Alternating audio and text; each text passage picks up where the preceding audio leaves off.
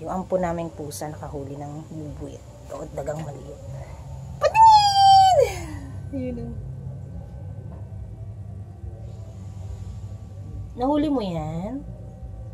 Garfield? Garfield?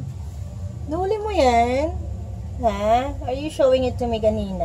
Sorry busy kasi ako sa cellphone, so hindi ko nakita. Dinala niya sa harapan ko kanina, oh my gosh. Garfield, patingin! So yung pusang yun, si Garfield, inampun yun ng aso namin. Inampun siya ng aso namin before mamatay. So ayan, nung namatay yung aso namin, dito na siya naglagay. Ewan ko ba dyan sa pusang yan. Kasi dati, pag pinapakain namin yung dog namin, si Whitey. So ang ginagawa ni Whitey, pag may tira siyang food, ginagana niya yung nose niya, binibigay sa kanya. Tapos yung Garfield na yan, patiently waiting sa food ng dog namin. So yun, may nakain niya yung tirang food ng dog namin. So since matanda na yung aso namin yun, namatay na siya sa katandaan. And then inampun niya tong pusang to. Ayun. Ayan o. Yan ang pinaglalaroan niya. Nakakatuwa. Oh my God! Garfield, let me see that. Come on. Come on.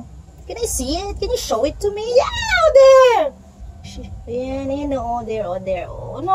Kawawa naman. Kawawa naman.